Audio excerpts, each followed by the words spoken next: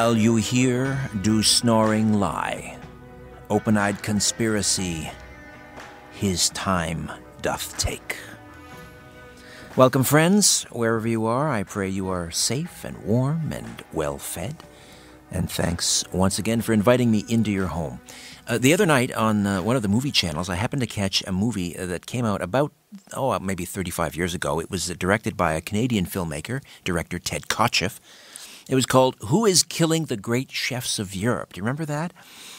It's kind of a comedy mystery film, and I'm trying to remember who it was in. George Segal and the lovely Jacqueline Bisset, and an old British actor that I remember, Robert Morley.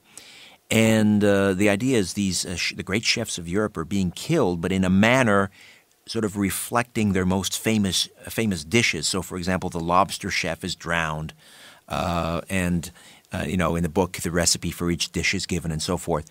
And it was kind of apropos that movie would be playing, because I don't know if you've been following the trail of all these dead bankers. Who is killing the great bankers of Europe and elsewhere? Some in Hong Kong and even one in Colorado. There was earlier this month an investment banker at J.P. Morgan who jumped to his death from the roof of the bank's headquarters. And witnesses say the man went to the roof of the building in the heart of Hong Kong's Central District, and despite attempts to talk him down, he jumped to his death. And this was not just an isolated incident. There are, by some count, now 20 bankers, many of them foreign exchange traders, who have died under suspicious circumstances in the last couple of months. January 26th, former Deutsche Bank executive found dead in his South Kensington home after police responded to reports of a man found hanging at a house. And he had close ties to the Deutsche Bank chief executive. Gabriel McGee, a 39-year-old senior manager at J.P. Morgan, European headquarters, jumped 500 feet from the top of the bank's headquarters in central London. Mike Duker, the former economist at Russell Investments, fell down a 50-foot embankment in what police are describing as a suicide.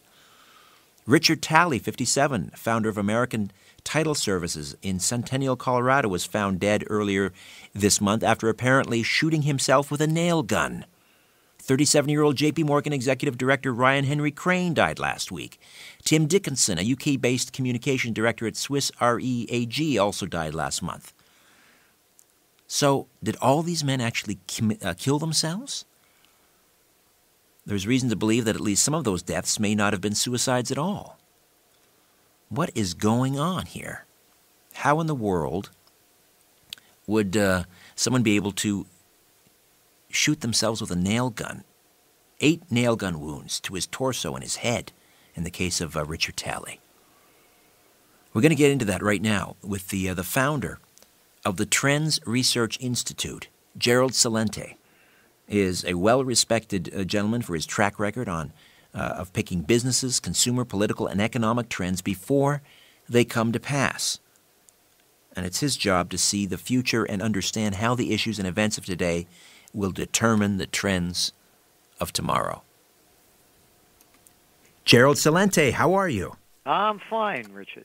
Well, we can't say the same for a lot of these bankers. We're hearing that a number of them have been jumping off of buildings and have been found in stairwells and found dead under suspicious circumstances. Now, I've read recently where you said the number may be as high as 20 mysterious deaths. What's going on here with these bankers? Well, it's really hard to say, and I mean, you look back in January, $3 trillion was wiped out of the equity markets. So if you're involved in that, and you're losing everything, and people lose everything and they have nothing left to lose, they lose it. So you don't really know what's going on, and you can't look into people's lives. And then you're looking at all the scandals going on. It's every day. It's virtually every day. The latest The saddest, funniest one that just came out is UBS is looking to make a deal, and so they don't have to be brought up on charges with rigging the rates. And it's one after another. There's rigging going on everywhere. So who knows what when? But here's the way I look at it, Richard. whether or not these guys are killing themselves because they know too much, or being pushed off the cliff by somebody else. Suicided, as they say. Yeah, suicided. To me, that's not the issue. How much more proof do people need that the game is rigged? This isn't a conspiracy. It's a fact. They rigged the LIBOR rates. It's a fact. It's in black and white for anybody to read. They rig the Forex markets. That's only $5.3 trillion a day. It's a fact. Hey, check this one out. Jim Cramer, you know that guy on CNBC? Sure, never met a stock he didn't like. That's right. He's on Yahoo Tape Ticker, and he says, quote, "The market is rigged," end quote. How much more proof do people need? Like, how many bankers have to fall off buildings? So to me, it's not that. It's that everybody knows. How much more proof do they need? And so to me, it's, everybody knows that none of the white shoe boys ever do jail time. It's only the lower people on the pecking order. Yeah, they pick someone like a Bernie Madoff to take the fall. Yet recently, was it Goldman Sachs or J.P. Morgan that was found guilty of essentially enabling the Bernie Madoff scheme? J.P. Morgan Chase, and nobody got any time for it. And the heads that do roll, these people like with the name like, Gupta Sanjay or something, to get an Indian guy, that looks dark and nobody likes him. That's right, they do the perp cat, walk. So they'll get him, but it's I said this when it began in 2008. This is not capitalism. When they came out with Too Big to Fail. By definition, it's the merger of state and corporate powers. That's fascism. Exactly. And that's what we have, particularly in the United States. We've lost our constitutional rights, our Bill of Rights. They are raping us in any possible way that they can. And it's a total multinational takeover. What's going on in Ukraine, all anyone has to do, if they have the inclination to do so, is to type in Victoria Nuland, N-U-L-A-N-D, the Assistant Secretary of State, and the National Press Club, Washington. I think it's like December, 13th, 2013, 14th or 15th, around there, 2013. And here she is, giving a speech, prepared speech. Right next to her, the people that are promoting this event, a big chevron sign that she's standing next to. And she's railing on about how we have to bring democracy to Ukraine. And then at the very end, she spills the beans. We, the taxpayer, have pumped in $5 billion into Ukraine through these so-called NGOs. Yeah, NGOs, FUs, and that's what they are. And they're fronts. $5 billion. And she goes on to say that the only future for Ukraine is to join the European Union and to follow the path set forth by the IMF. There you go. So it's right there for everyone to hear. So now I say to myself, what is this? Who is she? What's she talking about? United States, and of course I know the deal. I'm just saying this to make it clear. Talking about why Ukraine has to join the EU. She's from the United States. And why they have to follow the path of the IMF.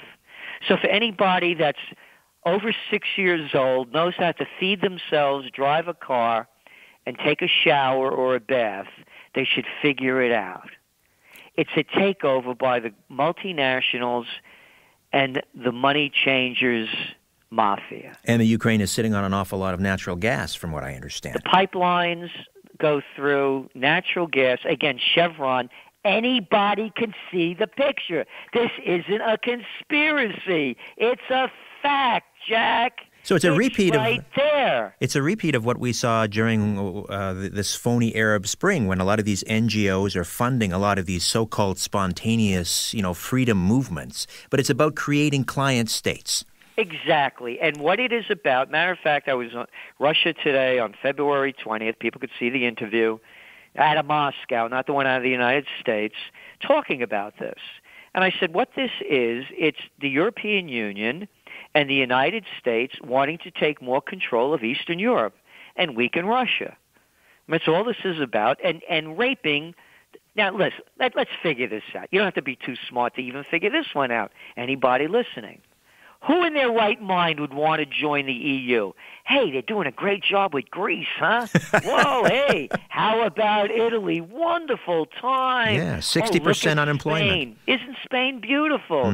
Yeah, the rain in Spain. How about Ireland? Oh, terrific, having a great time. What about Portugal? Oh, yeah, jobs aplenty. Prosperity is just around the corner. What imbecile would want to join the EU? Yeah, I mean, so this is just a money mafia deal. Right. Gerald Celente is with us, publisher of TrendsJournal and the website, TrendsJournal.com. Let me just go back to the bankers for a moment, and I know that you're saying that this is symptomatic. This is not the story, but it is intriguing that so many of, because you mentioned J.P. Morgan, and so many of these bankers have ties to J.P. Morgan, and again we have these bankers in the prime of their life. Otherwise healthy. Their deaths came as a total surprise to their families, not suffering from, mental illness or anything. So it does beg the question, why would they be knocked off if in fact they were suicided? Let me leave you with that thought, Gerald. We'll take a time out and come back and talk a little bit about who is killing the bankers. Gerald Celente, publisher of TrendsJournal, right here on The Conspiracy Show. Don't go away. When in doubt, blame the government. You're listening to The Conspiracy Show with Richard Syrett from Zoomer Radio, AM 740.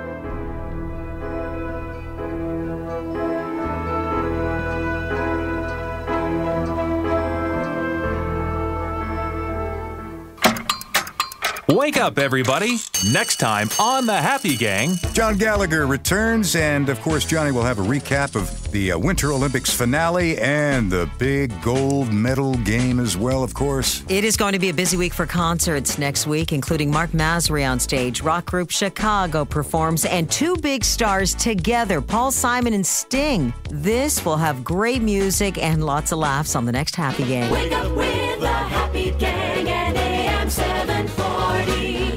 Earnings vary based on your effort. Do you want to learn how to make money flipping houses right here in Toronto in the Golden Horseshoe? If so, we have an amazing opportunity for you. We're looking for a small group of motivated individuals to join our real estate investing team. You'll learn our simple 3-step system for flipping homes right here in the local area. This is Than Merrill, star of A&E's hit TV show Flip This House. My team and I are looking for a handful of people in the Toronto and Golden Horseshoe area who want to learn how to make money flipping houses in your spare time using other people's money. Toronto and the Golden Horseshoe are perfect markets for my system, and this week I'm holding a free 2-hour educational workshop where you will learn how to make money flipping homes and how to build long-term wealth with income properties.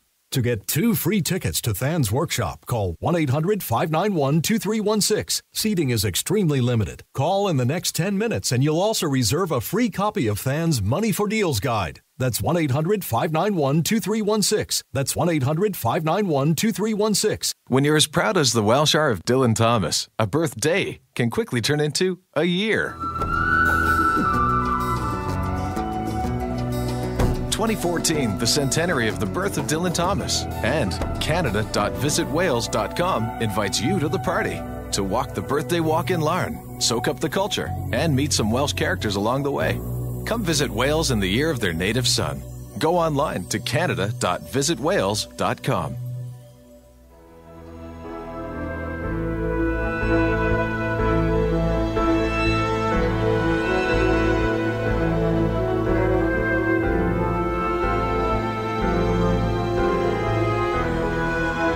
When you look at the sky, ever wonder if someone's looking back? This is The Conspiracy Show with Richard Syrett on Zoomer Radio, AM 740. To speak to Richard live, call 416-360-0740 or toll free in Ontario, 1-866-740-4740. We're back with Gerald Celente, publisher of TrendsJournal, and the website is TrendsJournal.com. Gerald, back to these bankers, and I've heard anywhere from 3 to now 20 that have died under mysterious circumstances. A number of them were foreign exchange traders, and a number of them were tied to J.P. Morgan. So I know we're in the realm of speculation here, but what do you think would have cost them their lives? Was it the fact that is it some sort of cover-up? You mentioned the Forex trading and how these markets are being fixed, but what would cause someone to push them or have them thrown off a building? Again, the reason I don't really like to speculate on this is because you don't know what's going on with somebody's life, in their personal lives. It could be marital problems, it could be family problems, it could be a whole health problems, it could be a whole array of problems. But as I see it, one of the big problems, again, only looking at it from the outside, and is that $3 trillion was wiped out in January. And it's only going to get worse. So are they losing their lives because they lost so much? Or, again, look at the facts with you mentioned the Forex. These guys are, doing currency trading. And you look at the LIBOR fixing. And it's a very fair question to ask, did they know too much? And were they ready now not to take the rap and spill the beans? That is a very, very, it's a very rational way of looking at this. It's not, wild speculation because, again, it's a fact. No one's making it up. We know that these markets are rigged. We're talking about the LIBOR, $700 trillion worth of interest rates being rigged over the years. And as I said, about $5.3 trillion a day on the Forex, and we know that they're rigged. So these guys may have known too much, and maybe they didn't want to be the fall guys, so they were forced to take the fall. Would any of this have to do with attempts by the central planners or whatever you want to call them, in maintaining the status of the United States as the reserve currency? I don't know, because I don't think these guys are big enough to influence that, even if they know it. If what they knew had to do with dirty deals, that's what I could understand it as. But, keeping the U.S. dollar as the reserve currency is a much, much, much broader issue. That's not going to be, as I see it, again, I could be 100% wrong on this. We mentioned the manipulation in the Forex and other manipulations, and I wanted to get your take on the manipulation in the precious metals market. Granted, the gold market, silver market, pretty small compared to some of these others, and maybe even that lends itself to greater manipulation because it is such a small market. But to what extent do you imagine that the gold and the silver markets are being manipulated? Totally. 100%. 100%. Because you have the two markets. They're distinct from each other. There's physical gold and, of course, the paper gold. And I say this with somewhat having experience in this. I bought my first gold buy, 100 ounces of gold, in 1978. I was trading, and I didn't know what I was doing. The whole thing was just opening up back then. And I also bought at the highest point when it collapsed in January of 1980. There was no physical market. There was the United States was trading. There was no Russia. Everybody behind the Soviet Union, east of Berlin, was locked behind the Iron Curtain. There was no China.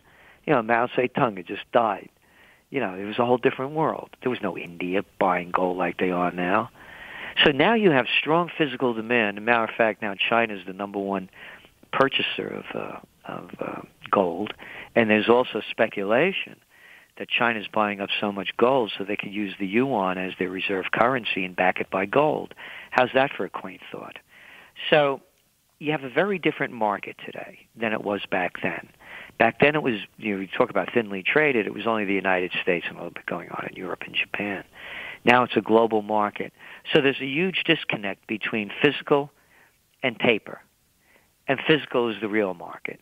The paper market's being manipulated, as Jim Cramer says. Quote, the markets are rigged, end quote.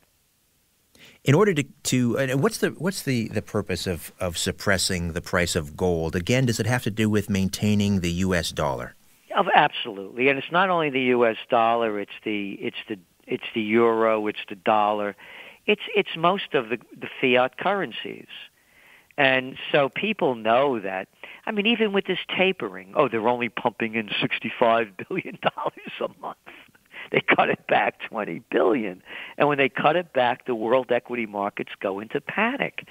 So the reason why you have such strong demand overseas in Asia, the people have been around a long time. They're hip to the game. They know that these currencies come and go, but gold lasts from the beginning of time to now, and it's not going anywhere. Where is the physical gold coming from, though, Gerald? If you look at China importing, and we only know what goes through, I guess, Shanghai, and it's that combined with India, and they're smuggling something like 30 to 50 tons a month.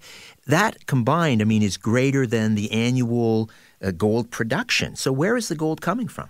Well, again, that's a very good question, because as many people know, the Germans, Richard, are having a very difficult time getting their gold back.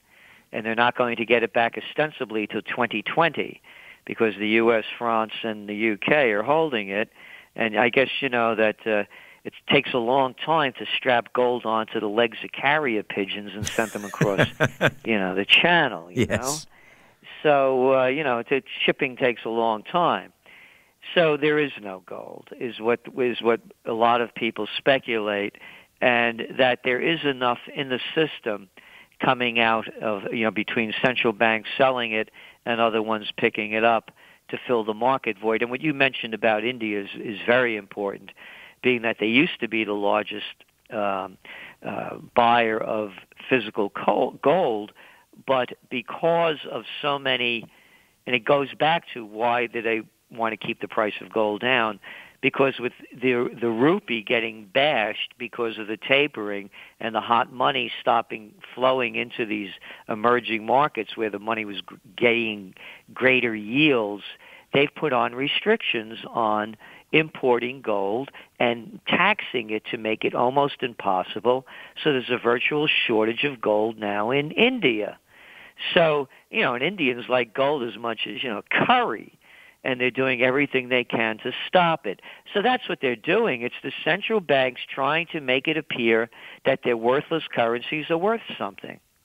Is it possible that the U.S. is willingly, and these bullion banks are willingly emptying their vaults and shipping it to China in exchange for some sort of an agreement that that China will not, dump all their U.S. treasuries? I would doubt it. I don't think anybody's going to tell the Chinese what to do. And they're dumping them, matter of fact. They're buying less and less and dumping more and more. But the Chinese can't dump them too much either, because they're going to take a beating on it. So they're really in a catch-22. But I don't think there's that kind of negotiation, particularly when we just heard the going back and forth of the Treasury Secretary Liu and China's Liu, L-O-U, debating on the issues of whether China should open up more to U.S. and whether they should do more to boost their economy, and Liu coming back at the United States and saying that their economy, our economy in the States, is a fraudulent economy. Basically, he didn't use those words, but he said it's really just propped up by stimulus, and it's only stimulating a very few. So, and then you look at what's going on too between China and Japan, and the United States taking a position in Japan, and Japan's newfound militarism and the ending of their pacifism since World War II, and the ratcheting up of hostilities between China and Japan in the East China Sea. I don't think the United States is going to be doing that kind of deal with China. Gerald Celente, publisher of TrendsJournal and the website TrendsJournal.com. You mentioned the Ukraine, and obviously we have instability in places like Argentina and Brazil and some of these emerging markets. But what else has you particularly concerned as we head into, I guess, the end of the first quarter of 2014? Well, that's the big one. There's global unrest everywhere.